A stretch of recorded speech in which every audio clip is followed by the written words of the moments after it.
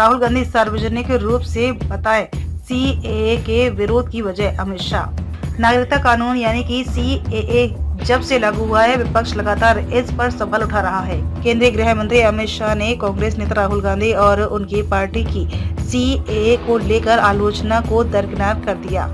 News agency ANI को दिए interview में अमित शाह ने राहुल गांधी से सार्वजनिक मंच पर आकर इस मुद्दे पर अपनी पार्टी का पक्ष रखने को कहा। राहुल गांधी सीएए पर विरोध का कारण बताएं। अमित शाह ने कहा, मैं आपसे अपील करता हूं कि इस मुद्दे पर विस्तार से राहुल गांधी का इंटरव्यू लें और आम जनता को सीएए का विरोध करने का उनका कारण बताएं। राजनीति में अपने फैसलों को उचित ठहराना आपकी जिम्मेदारी है। अगर सीएए मेरी सरकार का फैसला है तो मुझे मेरी पार्टी की स्थिति के बारे में बताना होगा।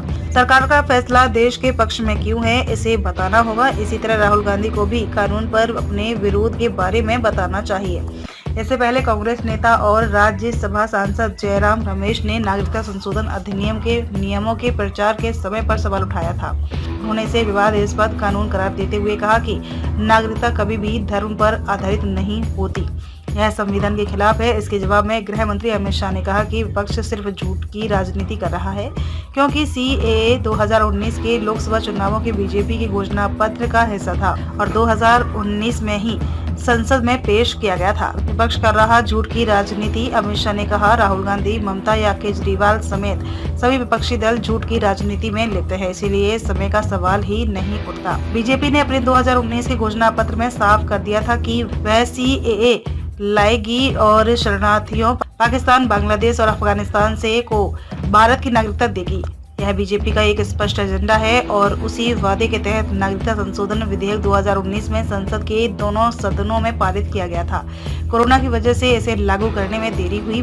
बीजेपी ने चुनाव में जनादेश मिलने से काफी पहले ही अपना एजेंडा साफ कर दिया था।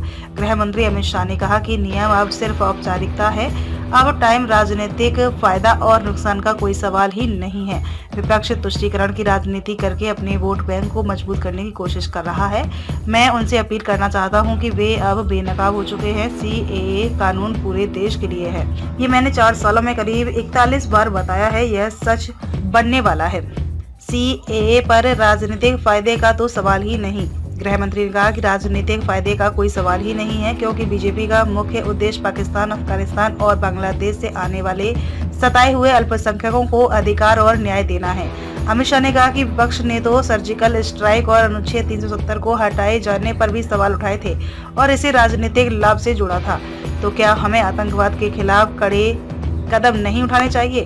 हम 1950 से कह रहे थे कि हम अनुच्छेद 370 वापस लेंगे। गृह मंत्रालय ने 11 मार्च 2024 को सीएए नियम अधिसूचित किए, जिससे पुनर्वास और नागरिकता में कानूनी बाधाएं दूर हो जाएंगी और दशकों से पीड़ित शरणार्थियों को एक सम्मानजनक जीवन मिलेगा।